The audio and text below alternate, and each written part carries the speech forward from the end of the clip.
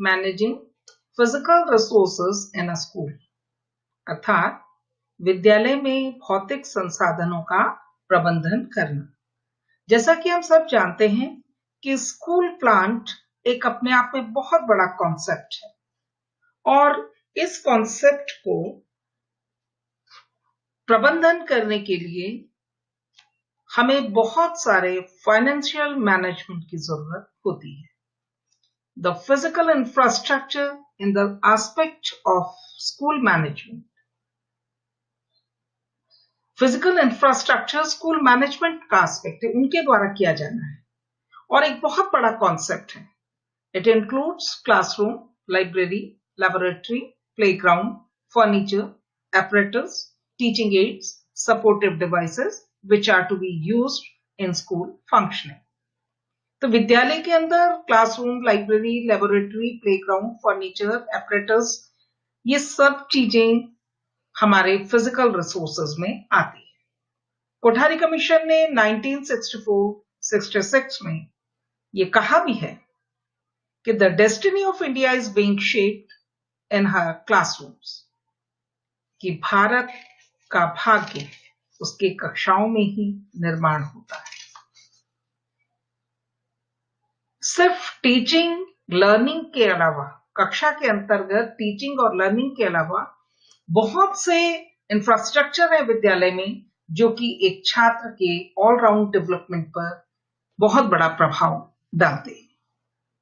अगर हम physical resources in school की बात करें तो फर्स्ट हमारे पास आता है स्कूल बिल्डिंग, जो कि मेनली क्लासरूम्स होते हैं जिसमें मैक्सिमम।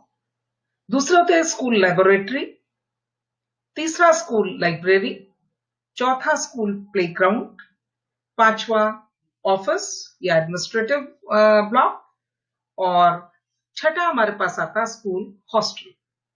इस प्रकार फिजिकल रिसोर्सेज ऑफ स्कूल की बात करें तो ये 6 चीजें मुख्यतः हमारे सामने आती। स्कूल बिल्डिंग अपने आप में एक छोटा सा भाग है किसी भी स्कूल प्लांट का, लेकिन एक स्कूल के प्लांट में बहुत सारे इंफ्रास्ट्रक्चर्स का होना जरूरी है। पहला क्लासरूम्स, जिनमें की विषय पढ़ाए जा सके। लाइब्रेरी रूम की बात अगर हम करें स्कूल लाइब्रेरी की, तो अटैच्ड विद रीडिंग रूम, उसके साथ रीडिंग रूम का होना बहुत अनिवार्य है। इसी तरह लेबोरेटरीज की बात हम करें तो विद्यालय में लेबोरेटरीज हो सकती हैं और म्यूजियम उसके साथ, ये भी विद्यालय की एक आवश्यक इंफ्रास्ट्रक्चर है। म्यूजियम लोकल हेरिटेज या नेशनल हेरिटेज पर बेस्ड या उन पर आधारित या छात्रों के द्वारा संकलित किए गए वस्तुओं को रखने के लिए भी म्यूजियम विद्यालय के अंदर बनाए जा सकते हैं। स्टूडेंट हॉस्टल, जैसा कि मैंने पहले अभी आपको कहा। लेकिन इन सब के अलावा एक और चीज आती है विद्यालय के अंदर, basic and modern necessary facilities, जो हमारी टॉयलेट से रिलेटेड, सेफ ड्रिंकिंग वाटर से रिलेटेड जो बेसिक जो सुविधाएं हैं वो विद्यालय के अंदर होनी आवश्यक है। इसी तरह प्लेग्राउंड, छात्रों के खेलने के लिए या स्पोर्ट्स एक्टिविटीज जो होती हैं उनके लिए, और लॉन गार्डन, बच्चों में एस्थेटिक सेंस, विद्यालय को एक सौंदर्य बोध देने के लिए एक अच्छा रूप एक देखने में, ताकि विद्यालय जाने में छात्र अच्छा महसूस करें।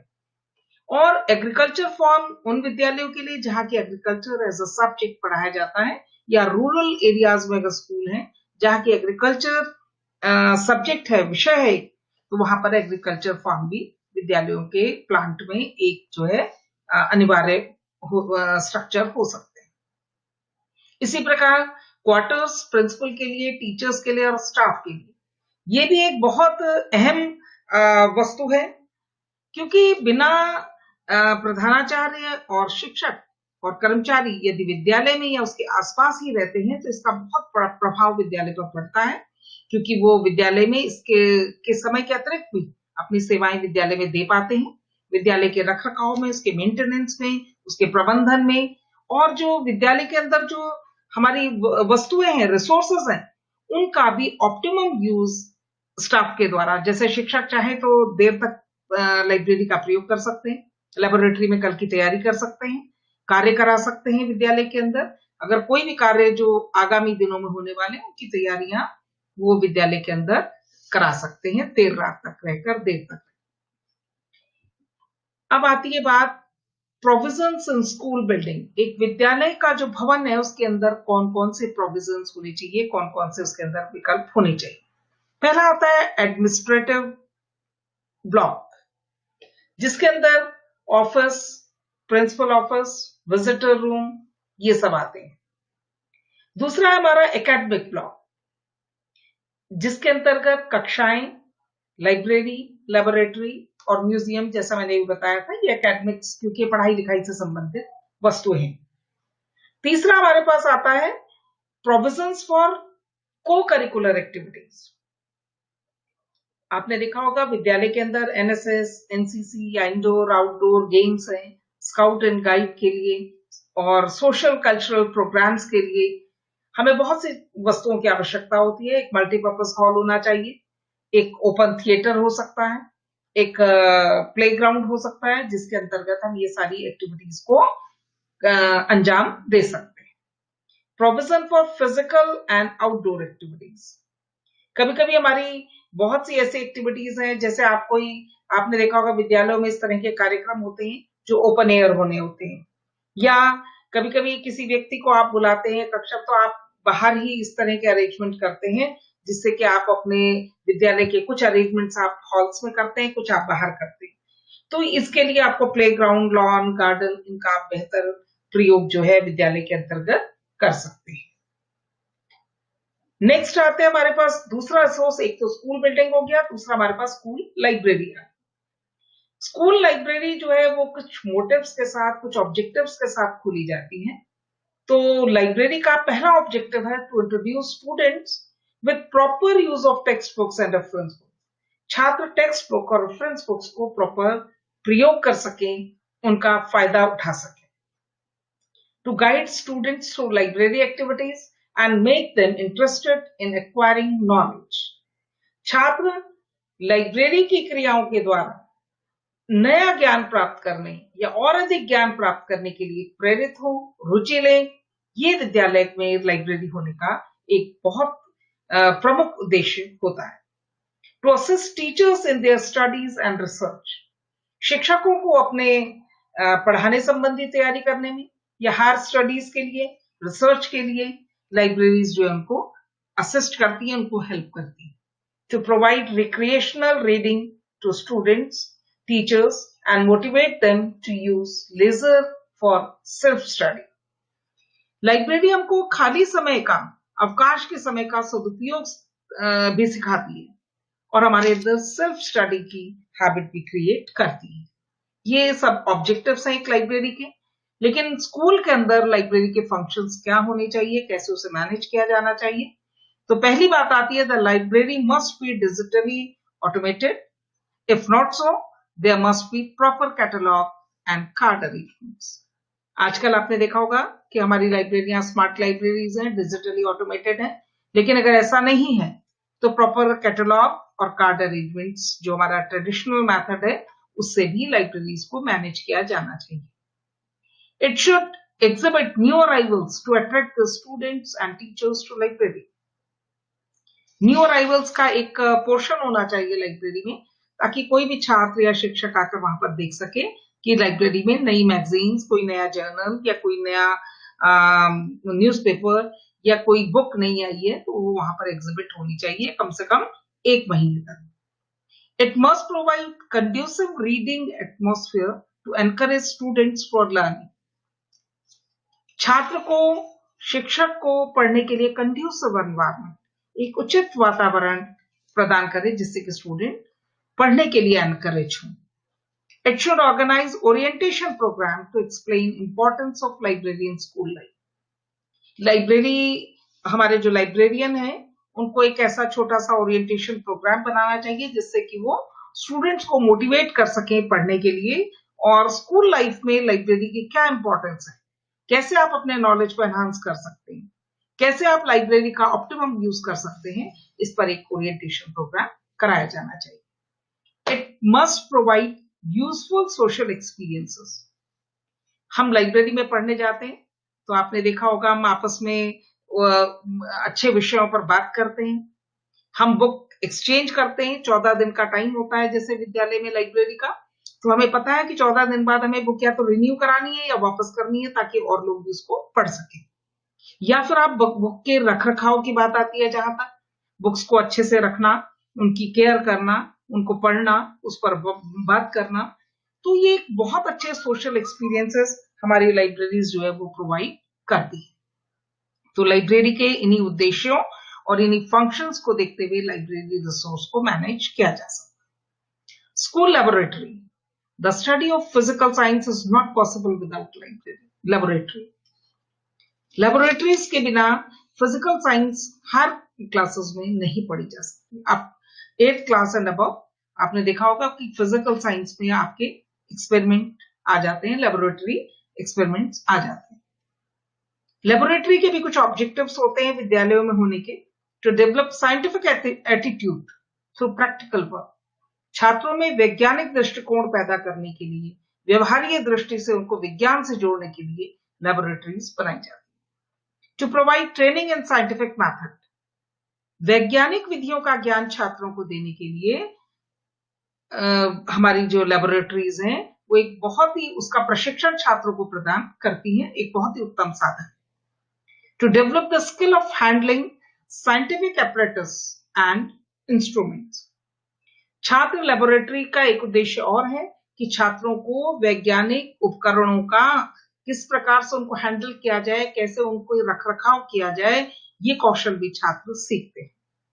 To help students in developing the cooperation, resourcefulness, self-dependence, initiation, self-confidence, self-discipline, etc.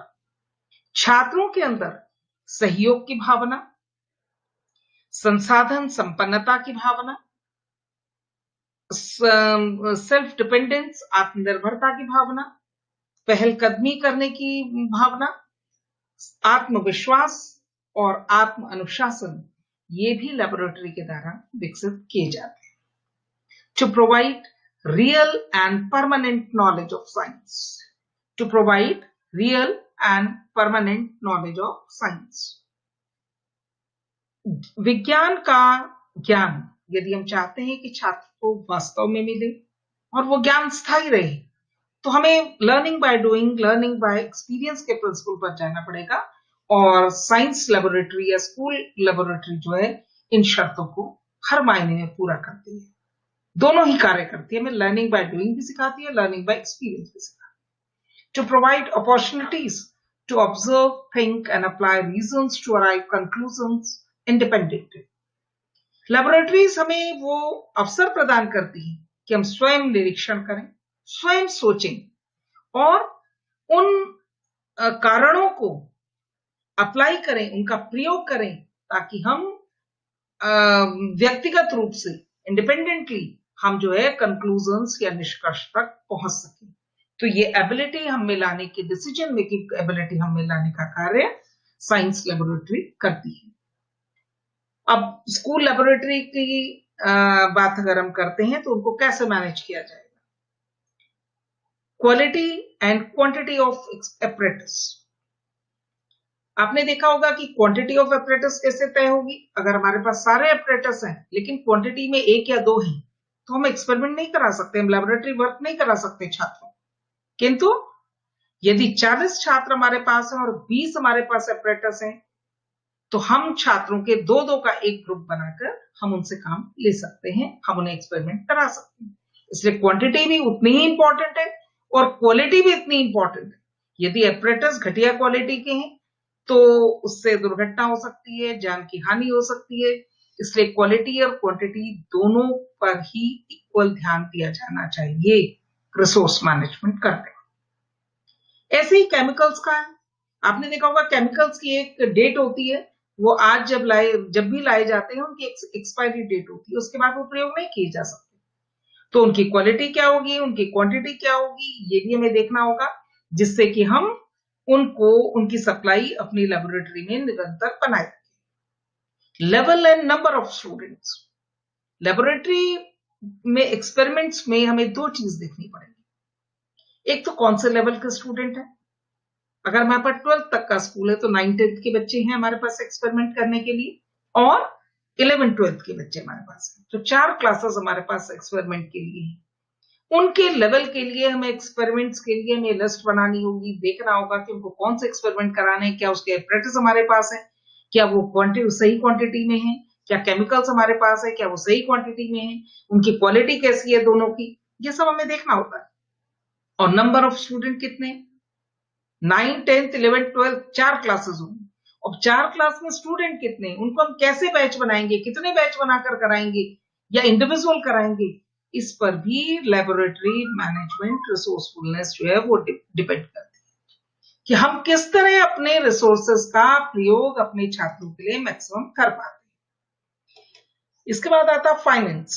बिना फाइनेंस के लेबोरेटरी वर्क नहीं किया जा सकता, क्योंकि आपको बार बार एपरेटस मंगाने हैं, केमिकल्स की सप्लाई आपको देखनी है, आपकी जो लेबोरेटरी है वो बहुत डिमांड करती है। आपने देखा होगा उसमें टैप्स होते हैं, विभिन्न आपके इलेक्ट्रॉनिक उपकरण, फ्रिज रखा है, अवन रखा है, या आपके बिजली के और भी चीजें प्रयोग हो रही हैं, तो उनको बार बार ठीक करवाना, मेंटेन कराना, और केमिकल्स की सप्लाई कराना, एपरेटस की सप्लाई कराना, चीजें टूट जाती है उनको मेंटेन कराना, केमिकल्स की डेट निकल जाती है उनको देखना, ये बहुत सारी चीजें होती है जो लेबोरेटरी में मेंटेन करनी होती है। तो इसके लिए फाइनेंस की आवश्यकता होती है। तो ये भी देखा जाना चाहिए कि फाइनेंस प्रॉपर अवेलेबल हो, जिससे कि रिसोर्सेस को मैनेज किया जा सके। स्टोरेज स्पेस, स्टोरेज के लिए हमें जो है ये देखना होगा कि जो कार्य, जो एक्सपेरिमेंट इस समय चल रहा है, उसी की चीजें बाहर रहें, बाकी चीजें जो है वो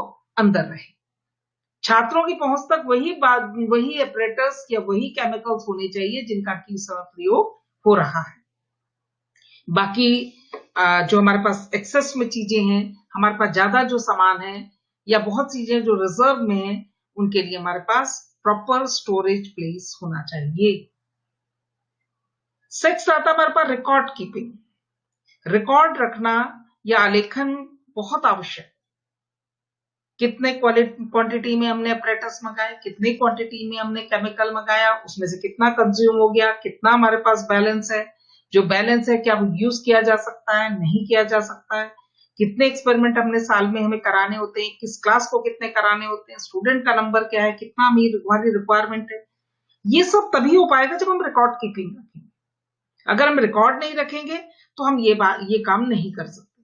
तो रिकॉर्ड्स हमें इंसाइट देते हैं कि हमें अगले वर्ष कहाँ क्या चीज मंगानी है। इसी तरह फर्म के नेम, कहाँ से अपरेटस मंगाने, कहाँ से केमिकल मंगाने, तो इस तरह उनकी भी एक लिस्ट, ताकि जो टाइम से सप्लाई करेगा, जिसकी ऑथेंटिक जो है, जिसके पास फर्म है, जिसके पास प्रॉपर बिल है, तो ये सारी चीजें रिकॉर्ड में रखने की होती है ताकि समय पड़ने पर इनका प्रयोग किया जा सके और इनके आधार पर आगे निर्णय लिए जा सके।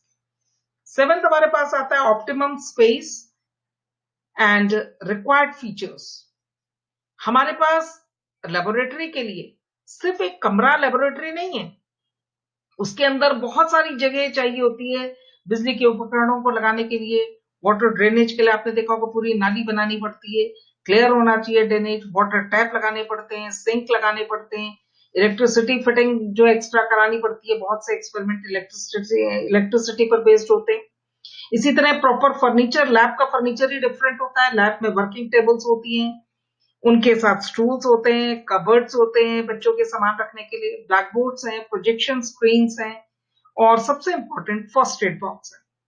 तो इन सारी चीजों के लिए वहां पर रखने का स्थान निश्चित होने चाहिए, और एक लेबोरेटरी में ये सारी चीजें होनी ही चाहिए, तभी स्कूल की लेबोरेटरी को हम एक कंप्लीट लेबोरेटरी कहेंगे। नेक्स्ट हमारे पास आता है एक और रिसोर्स है, school hostel. Hostel plays an important role in the education of a student as he learns here an art of social service and community living. बिल्कुल सही कहा गया है कि एक छात्र हॉस्टल में रहते हुए शिक्षा के साथ साथ सोशल सर्विस, सामाजिक सेवा और सामुदायिक रहन सहन भी सीखता है। छात्रों के बहुत से उनके रीजन होते हैं कि उनके घर वालों को उनको हॉस्टल में भेजना पड़ता है या छात्रों को हॉस्टल में आना पड़ता है, लेकिन हॉस्टल लाइफ को खराब नहीं कहा जा सकता। ये बच्चों में सोशल सर्विस, बच्चे शेयरिंग सीखते हैं, कोऑपरेशन सीखते हैं, कोलैबोरेशन सीखते हैं और एक दूसरे को सहन करना सीखते हैं, एक दूसरे के प्रति जो है फ्रेंडशिप का फील और आपस में हेल्प करने का फील, ये सारी चीजें कम्युनिटी लिविंग है, अपने आप में कम्युनिटी है हॉस्टल। तो बच्चे एक बहुत अच्छी उनको सीख मिलती है हॉस्टल में रहने से। एक हॉस्टल की आवश्यकता कोई जरूरी नहीं है कि विद्यालय में हॉस्टल हो, लेकिन अगर विद्यालयों में हॉस्टल नहीं होंगे तो कुछ लोगों को बहुत दिक्कत हो सकती है, क्योंकि कई कारण होते हैं कि विद्यालयों में हॉस्टल होना आवश्यक है। Distance from the home to school is too long. अगर बच्चे के घर से विद्यालय बहुत दूर है तो बच्चे का सारा समय आने जाने में, उसकी श्रम, उसकी शक्ति, उसकी एनर्जी सारी जाने जाने में खर्च हो जाएगी, तो उसका पढ़ने का तो उसका सवाल ही नहीं होता। एक रीजन ये भी है, इसलिए हॉस्टल्स की आवश्यकता पड़ती है कि दूर दराज के बच्चे आकर हॉस्टल में रह सके। Home environment is unhealthy and unhappy. कई जगह ये भी देखने में आता है कि घर का वातावरण अच्छा नहीं है, अनहेल्दी है, और छात्र जो है उसको इसलिए घर से दूर करना पड़ता है और उसको हॉस्टल में भेजना पड़ जाता है। If parents are transferred very frequently, अगर बच्चों के माता पिता का ट्रांसफर बहुत जल्दी जल्दी होता है तो भी उन्हें हॉस्टल में बच्चों को डालना पड़ता है। If parents are working in remote areas, अगर माँ बाप जो है रिमोट एरिया में काम कर रहे हैं तो भी हॉस्टल एक बहुत आवश्यकता बन जाती है।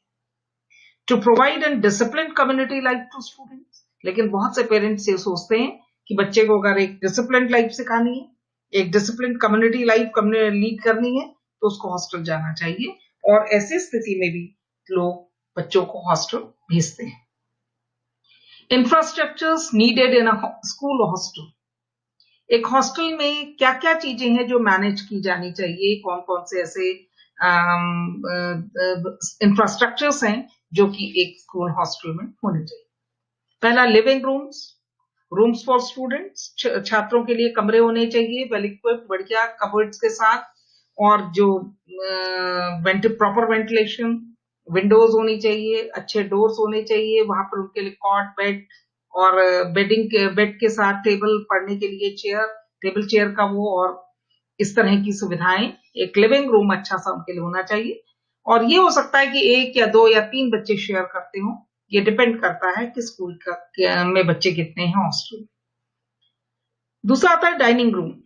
डाइनिंग हॉल एक बहुत ही इंपॉर्टेंट है कि बच्चे को ब्रेकफास्ट, लंच और डिनर के लिए उनके लिए एक प्रॉपर प्लेस होना चाहिए जहां पर वो साथ मिलकर सब लोग खाना खा सके, एक जैसा खाना, एक समय, एक साथ, यही कम्युनिटी लाइफ है। रूम फॉर रिक्रिएशनल एक्टिविटीज, क्योंकि बच्चे घर से दूर रह रहे हैं, इसलिए उनके लिए कुछ ऐसी इंडोर, ऐसी आउटडोर एक्टिविटीज के लिए प्रबंध होना चाहिए हॉस्टल में, जिससे कि छात्र जो है क्या करें, अपना मनोरंजन कर सकें और फिजिकल एक्टिविटीज थोड़ी सी कर सकें, या थोड़ा सा पढ़ाई से ऊपर अगर वो मनोरंजन की तरफ जाना चाहें तो कर सकें। तो ऐसे मल्टीपर्पज हॉल हो सकते हैं, टीवी हो सकते हैं, मैगजीन्स हो सकती हैं, इंडोर गेम्स का वहां पर प्रबंध हो सकता है, और आउटडोर जो है खेलने की व्यवस्था हो सकती है कि शाम के समय छात्र खेलें। Safe drinking water with several tap station.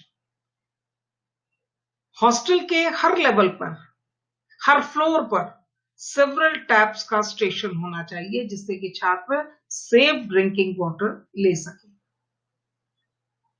Clean bathrooms and toilet complexes, ये बहुत ही आवश्यक है, क्योंकि यहां पर बाथरूम शेयर करते हैं बच्चे अक्सर, तो बाथरूम्स बहुत क्लीन हो, टॉयलेट कॉम्प्लेक्सेस हो, बहुत साफ हो, ताकि छात्र, क्योंकि जितने छात्र होते हैं उनके अनुपात में उतने टॉयलेट्स नहीं होते, इसलिए एक ही टॉयलेट बाथरूम को कई छात्र शेयर करते हैं, इसलिए उनकी क्लीनलीनेस बहुत ही आवश्यक है।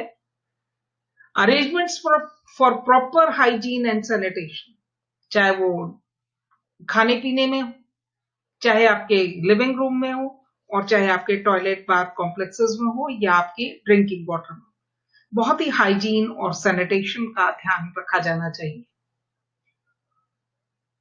नेक्स्ट आता हमारे पास 7th पॉइंट, डिस्पेंसरी। विद्यालय में के हॉस्टल में एक डिस्पेंसरी अवश्य होनी चाहिए, कि रात में या कभी ऐसे वक्त पर छात्र को कोई दिक्कत हो जाए तो एक प्राथमिक चिकित्सा से डिस्पेंसरी जिसमें कि एक डॉक्टर भी हो हॉस्टल के साथ होना आवश्यक होता है। Visiting and meeting room for parents, छात्रों के पेरेंट्स उनसे जब मिलने आना चाहेंगे तो उनके लिए एक विजिटिंग रूम प्रॉपर होना चाहिए, यानी कि सबकी पहुंच कमरे तक हो गई, नहीं, विजिटिंग रूम होना चाहिए प्रॉपर, जिसमें कि वो अपने पेरेंट्स से मिल सके। इसके बाद हमारे बहुत ही इंपॉर्टेंट रिसोर्स आता है स्कूल क्लासरूम्स।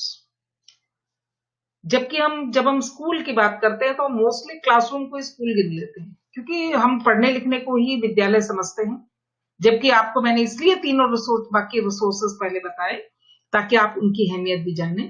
और स्कूल क्लासरूम्स जो हैं ये बहुत ही इंपॉर्टेंट प्लेस है where most of time is spent by teacher and students during teaching and learning. शिक्षण और अधिगम के समय छात्र और शिक्षक मोस्ट ऑफ टाइम अपना क्लासरूम में ही गुजारते हैं। यही उनके इंटरैक्शन का या उनके बॉन्डिंग का main time. In modern setup, a teacher uses project techniques of teaching through teaching devices like microphone, iPhone, projector, OHP, computers, etc. आज जो स्मार्ट टीचर है या जो नए जमाने का, नई सदी का, 21वीं सदी का टीचर है, वो प्रोजेक्टिव टेक्निक से टीचिंग करता है। इसलिए क्लासरूम्स भी मॉडर्न सेटअप में इसी प्रकार के होने चाहिए, बल्कि बेटर होगा कहना कि स्मार्ट क्लासरूम्स होने चाहिए। So a classroom must have projector and screen fitted in the class so that teacher can use it. Projector और screen fitted classrooms होने चाहिए। Provide at least 20 square feet place for each student. अगर हम classroom का size देखते हैं तो आपने देखा होगा बहुत छोटी कक्षाओं में ओवरबर्डन होते हैं, क्लास 60 बच्चे होते हैं, तो एक नॉर्म है कि उनका 20 स्क्वायर फीट मिनिमम एक छात्र का स्पेस क्लास में होना चाहिए। यानी अगर आपके कक्षा में 40 छात्र हैं तो कितना हुआ, 800 स्क्वायर फीट प्लेस क्लास के अंदर होना चाहिए। B proper lighted and ventilated, कक्षाओं में उजाला होना चाहिए, प्रॉपर वेंटिलेशन होना चाहिए, हवा होनी चाहिए। B separate for each section, कक्षा हर छात्र के लिए हर सेक्शन के लिए अलग अलग होनी चाहिए। जैसे आपने देखा होगा कक्षा 6 में अगर 4 सेक्शन है तो 4 क्लासरूम प्रोवाइड किए जाने चाहिए, तो हर सेक्शन के लिए एक सेपरेट रूम प्रोवाइड किया जाना चाहिए। Have shelves to keep the books and teaching learning material, कक्षा में टीचिंग लर्निंग मटीरियल और बुक्स को रखने के लिए क्या होनी चाहिए, शेल्फ्स होनी चाहिए। मैंने आपको जैसे पहले भी बताया कि हम टीचिंग लर्निंग मटेरियल कहीं से लेकर आते हैं, वो टूट जाता है, वो वर्क नहीं करता। अगर कक्षा में स्पेस है, इसीलिए 20 स्क्वायर फीट की जो बात की गई है, तो उसमें 20 स्क्वायर फीट में छात्र ही नहीं बैठ रहा, उसके सराउंडिंग सारी स्पेस को काउंट किया जा रहा है। उसमें टीचर स्पेस भी शामिल है, ब्लैक बोर्ड के सामने टीचर का डेस्क भी शामिल है, बच्चों के डेस्क के बीच में आने जाने की जो जगह है वो भी शामिल है। तो 20 स्क्वायर फीट में सब कुछ इंक्लूडेड है। एक बच्चे का 20 स्क्वायर फीट, उसको मल्टीप्लाई करेंगे number of student in the class. तो इस तरह से कक्षा में बुक्स रखने के लिए शेल्फ्स या अलमीराज इस तरह की होनी चाहिए व्यवस्था, जिससे कि शिक्षक को बाहर ना जाना पड़े। और टीचिंग लर्निंग मटेरियल को रखने के लिए जो उस क्लास में उसको प्रयोग करना है, उसके लिए भी प्रॉपर प्लेस कक्षा में होना चाहिए। Be an ideal work place for teacher, कक्षा शिक्षक के लिए एक आदर्श कार्यस्थल होना चाहिए। मतलब शिक्षक को परेशान ना होना पड़े कक्षा में आकर, वरन वो अपनी बुक्स को देखना चाहे, वो प्रोजेक्ट टेक्निक से पढ़ाना चाहे, वो टीचिंग लर्निंग मटेरियल यूज करना चाहे, या वो कोई चार्ट दिखाना चाहे, तो वो ये सब कक्षा में करने के लिए फ्री होना चाहिए। इसलिए कक्षा को एक टीचर के लिए आदर्श प्लेस होना चाहिए।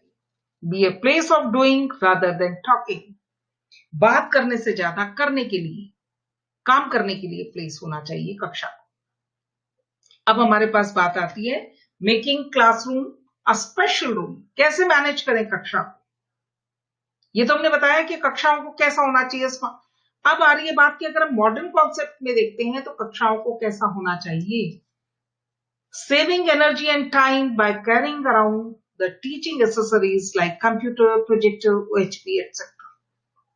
शिक्षक का समय और ऊर्जा बचाने के लिए, छात्रों का भी समय और ऊर्जा बचाने के लिए हमारे पास टीचिंग एसेसरीज, जो कि बहुत इंपॉर्टेंट है आज के टाइम में, कंप्यूटर्स हैं, प्रोजेक्टर्स हैं और OHP हैं, इस तरह की कक्षा के अंतर्गत होनी चाहिए। Providing quick and ready functional environment for students. कक्षाएं इस प्रकार की होनी चाहिए कि उनको तुरंत फंक्शनल एनवायरनमेंट में चेंज किया जा सके। जैसे एक शिक्षक अगर पढ़ा रहा है और उसे लगता है मैं एक एक्सपेरिमेंट करूं, या उसे लगता है मैं एक चार्ट दिखाऊं, एक पिक्चर दिखाऊं, एक फिल्म दिखाऊं, तो कक्षाओं को आज के जमाने में इतना मॉडर्न होना चाहिए कि वो तुरंत उसको उसके लिए फंक्शनल एनवायरनमेंट प्रदान करे, ताकि वो स्टूडेंट्स को उनकी रिक्वायरमेंट या कंटेंट के रिक्वायरमेंट के मुताबिक कार्य कर सके। Comfortable for introducing variety of teaching methods. कक्षा में इस प्रकार के अरेंजमेंट होने चाहिए कि वैरायटी ऑफ टीचिंग मैथड्स जो है वो शिक्षक प्रयोग कर सके। सपोज वो डेमोन्स्ट्रेशन कक्षा में करना चाहता है तो उसके लिए एक डिस्प्ले टेबल हो, उसके टीचिंग एड्स जो भी उसने दिखानी है वो वहां पर हो, उनके पास प्रॉपर एक हाइट पर जो है इस तरह का प्लेटफॉर्म हो जिसको दिखा सके, और उस टीचिंग एड को प्रॉपर रखने के लिए एक प्लेस हो कक्षा में, ताकि वो जब चाहे चीजों को प्रयोग करे, जब चाहे उनको वापस रख दे। Facilitating the use of teaching aids readily and conveniently. शिक्षण सामग्री का आसानी से उपयोग कर सके, कन्वीनियंटली उसको प्रयोग कर सके, ऐसी सुविधा कक्षा में होनी चाहिए। Saving energy and time in carrying around the teaching ads like map, chart, model, pictures. ये जो टीचिंग एड्स हैं जिनकी बात मैंने अभी ऊपर भी की, कि मैप है, चार्ट है, मॉडल्स है, पिक्चर्स हैं, इनको तुरंत वो प्रयोग कर सके ताकि अपने शिक्षण के समय का सदुपयोग कर सके, अपनी एनर्जी और टाइम को सेव कर सके और लर्निंग की इफेक्टिवनेस को बढ़ा सके। ऐसे आधुनिक कक्षाएं होनी चाहिए। By creating and maintaining an effective teaching learning environment through e-learning resources, internet and softwares.